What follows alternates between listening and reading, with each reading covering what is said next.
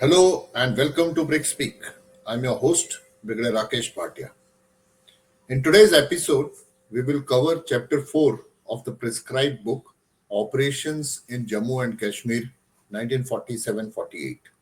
Relief Operations in the Jammu sector. This slide gives the three-dimensional view of the state of Jammu and Kashmir.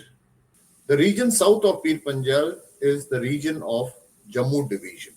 We have covered in our previous episodes wars which took place north of Pir Panjal, primarily to deny access to Srinagar airport to the raiders.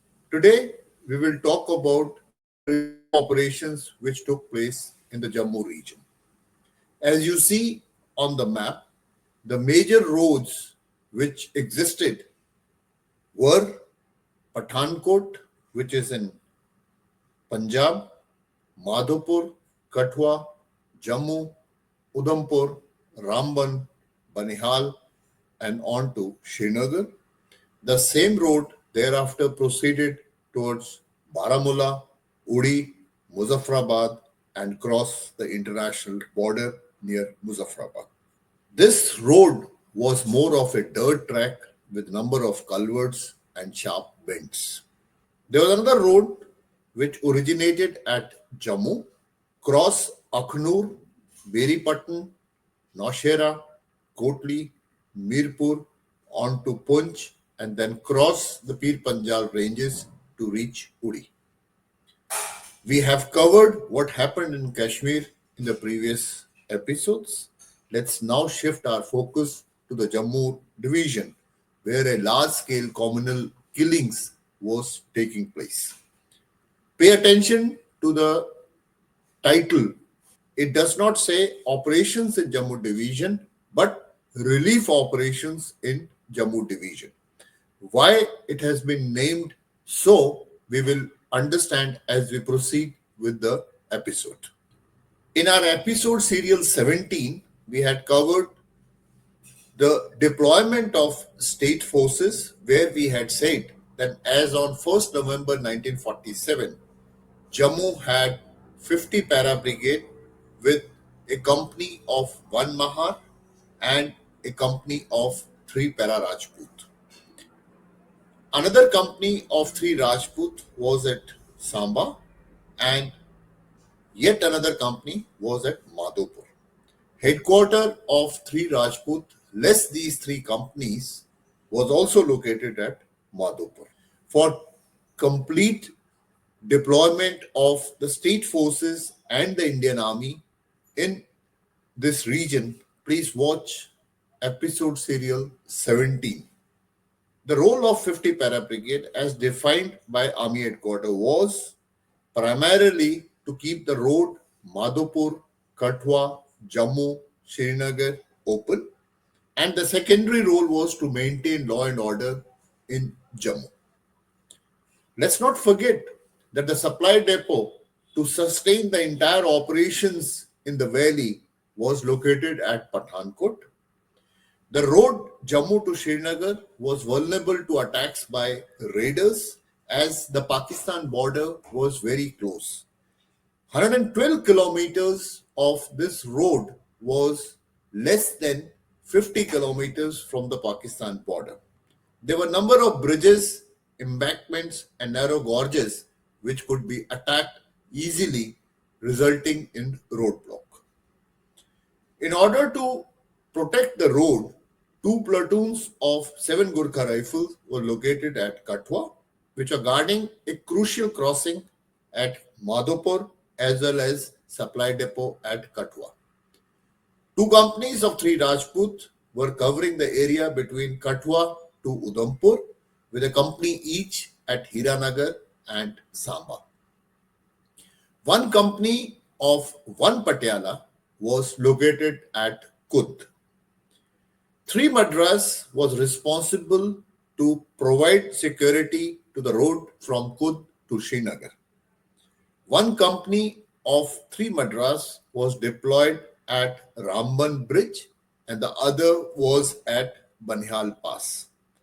Point 5228 was the location of the battalion headquarters. One Patiala less the company which was at Kut was responsible to maintain law and order in Jammu. Three para less the two companies that were deployed was acting as a reserve at Jammu and was also responsible to protect airfield at the same location. While the bulk of forces were undertaking operations to chase the tribals away from Srinagar, there were communal clashes that were taking place in the Jammu region. The state force garrisons in Poonch and Mirpur sectors had been running short of supplies and ammunition and were in urgent need for air supplies and air support. Bhimber had fallen on 28th of October in an attack in which the raiders had used mortars and flamethrowers. The situation was becoming critical. 11th November was a catastrophic day for this region. Rajouri, a fairly big town, was captured. 30,000 non Muslims were either killed or abducted. 1,500 refugees at Chingas were slaughtered. Jhangar was besieged and Naushera was threatened. 6,000 refugees from Rawalakot were evacuated to Poonch. A crucial bridge at Beripatnam, which was between Naushera and Akhnur, was damaged. Mirpur was set to flames. However, Poonch, Naushera, Jhangar, and Kotli were holding. On 13th November, Royal Indian Air Force attacked around Mirpur, Palandri, and Kotli. But it was clear that in order to save non Muslims from the frenzy unleashed by the tribals, there has to be relief operations planned in this region. However, in Delhi, there was a strategic planning group which was working. On 13th of November, phase 1 of operations in Kashmir was over. The day Uri, an important town, was recaptured by Indian Army. This reduced the threat to Kashmir, that is to say, city of Srinagar. Winters were also approaching. Indian Army was very keen to move out as law and order situation immediately after partition needed presence of Indian Army to control the communal violence that was taking place along the borders. On 14th November, Defense Committee of the Cabinet was held and they passed the following instructions to the Army headquarters. Jhelum Valley Road, that is Muzaffarabad, Uri, Baramulla, Srinagar Road, was denied successfully to tribals. The committee wanted to replace Indian Army personnel by state troops and the state police. However, Jammu Banihal Srinagar Road was to be kept open in order to continue with the supplies, especially during the upcoming winter months. There was also a requirement of establishing force in Jammu, which will strictly be restricted to aid the civil authorities, suppress disorderly elements, and protect minorities. It was during this meeting that a decision was taken to dispatch small forces to evacuate garrisons near to the Jammu Poonch Uri road and also evacuate non Muslims living in the close proximity of the road. In short, the role of the Indian troop was to be limited to the twofold task of securing Jhelum Valley Road and evacuating the beleaguered garrisons near the Jammu Poonch Uri Road. However, views of General Bucher on the entire thing are very important. He realized that Indian army is fully stretched and it is not possible to clear the enemy altogether from Jammu and Kashmir. He feared that Poonch area had large number of serving soldiers as well as ex-servicemen. While serving soldiers, many of them had deserted with weapons. The ex-servicemen were provided weapons by Pakistan Army. There were 2,000 serving soldiers in Pakistan Army from the region of Poonch. Roads as well as motor transport was available to them up to Poonch borders from Pakistan. Once they cross Pakistan, it was very easy for them to disperse into hills. General Butcher also said that in Kashmir, the tribal tried to fight like regular troops. This provided Indian Army easy and consolidated targets. But have they learned new lessons? He felt that it would be very dangerous and hence difficult if the tribals use guerrilla tactics in hills in strength. He also warned Indian Army not to have permanent commitment in Punch. All suggestions of General Butcher were accepted, but very soon had to be reversed due to changing environment.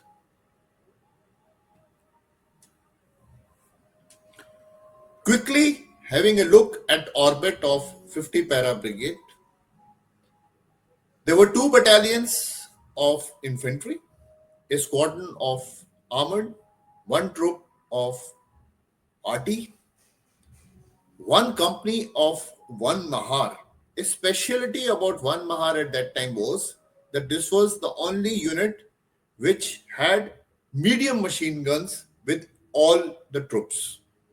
This was in support, and that time there were no medium machine guns with the infantry battalions. In addition, there was one platoon of engineers, usual supply company, EME, and medical resources that were available.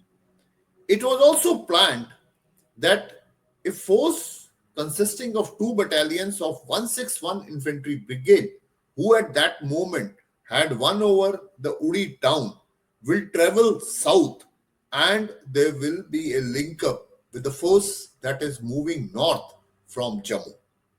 However, this could not be accomplished. We will cover it subsequently. So, having taken the decision to carry out relief along the road Jammu, Akhnur, Naushera, Kotli, Poonch, a plan was made by General Kulwant Singh, who was General Officer commanding Jammu and Kashmir Division. On 16th November at 0600 hours, 50 Para Brigade will move on road Jammu, Akhnur, Beripatan, Naushera, Jhangar, Kotli, Mirpur, Poonch. Secure Naushera by 16th November and establish a firm base at Jhangar on 17th November. Kotli was to be relieved by 18th November and Mirpur by 20th November. However, Brigadier Paranjape, who was commander of 50 Brigade, had certain objections. He felt that the plan was too ambitious. He was of the view that no advance should be carried out till Jhangar has been established as firm base. He also feared there are going to be immense interferences from raiders leading to disruptions. Line of communication, that is Jammu to Kotli, was within 1 day march from the border at most places. Mirpur had fallen. Hence, the road Jammu Kotli was exposed. Like I said, the dates laid down were too ambitious according to the commander. He felt that number of roadblocks would be established, strength and locations of raiders are unknown, and the troops which are available to carry out the operations are insufficient. Let's not forget that the two infantry battalion, the 1st Battalion of 2nd Punjab and 3 Rajput, had shed half their strength as they were Punjabi Muslimans and had moved to Pakistan Army. This strength was not yet made up, and both battalions did not have more than 350 troops. Brigadier Paranjape's appreciation was that two battalions and two squadrons would be required to keep the road open. Three battalions and a mountain battery was required to keep law and order in Jammu, and all the heights along the road need 8 companies with 1 battalion in reserve to carry out road opening. However, orders were given and advance to Kotli was undertaken. On 16 November, Bravo Company of 1 Battalion secured Beripattan. As I had mentioned earlier, the crucial bridge at Beripattan was damaged by the raiders. Headquarters of 50 Para Brigade arrived at Beripattan at 1600 hours. However, the engineers were unable to create a ford that was required to cross the river. On 17th November, forward battalion of the brigade could cross. They found number of roadblocks on the road to Naushera. However, the brigade commander with 3 rifle companies, a troop of MMG and 25-pounder was still at Beripattan. There were also number of lorries which had rations and ammunition which was yet to cross the obstacle at Beripattan. The state forces were able to successfully repulse the attack of raiders on Naushera on night 16-17. When the forward battalion of the brigade reached Naushera, there was a brief engagement. However, the enemy ran away. 1st Battalion, 2nd Punjab undertook an advance on 19th of November to Jhangar and occupied it without any fight from the enemy. 20th of November, balance of the troops who had stayed back at Beripattan and thereafter, after crossing, had moved to Jhangar also arrived. 21st of November, 1st Battalion, 2nd Punjab undertook advance and moved towards Kotli. However, they were also held up after moving 24 kilometers north of Jhangar. With covering fire by armored cars, enemy strong position 3 kilometers north of Dungi was attacked on 22nd of November and captured. Heavy sniping and roadblocks continued, which resulted in slow advance. On 24th of November, the battalion encountered another strong position at Bun Bridge, which was approximately 12 kilometers south of Kotli. It was only on 26th November that Bun was captured and the troops, after having advanced 143 kilometers from Jammu, captured Kotli. At Kotli, 2 companies of state forces, 1 Muslim company, and 9,000 civilians were rescued. It was estimated that the troops, while moving, had encountered 47 roadblocks, but enemy had not covered any of these roadblocks with fire and observation. This permitted the troops to clear the roadblock and move. The scenario would have been different had the enemy decided to keep these roadblocks under observation and effective fire. By the time troops reached Mirpur, it was already set to flames on 25th of November 1947. 50 Para Brigade was also receiving information that the advancing columns from Uri to Poonch have been unsuccessful. Hence, 50 Para Brigade's decision to move to Poonch was abandoned. The troops were now located at Kotli, but they decided to fall back to Jhangar as the line of communication from Jammu to Kotli was too long to be maintained. The achievement of 50 Para Brigade was that the refugees and troops of state forces were successfully evacuated by carrying out this operation. Brigadier Paranjape relinquished command of 50 Para Brigade on successful completion of this relief operations. In a previous episode named Lesson Learned, Poonch Link Up, Betar Nala Bridge, a tactical misstep, and Siege of Poonch was covered in detail in one of the previous episodes. In order to connect what we have covered today with the relief of Poonch operation, please watch this video.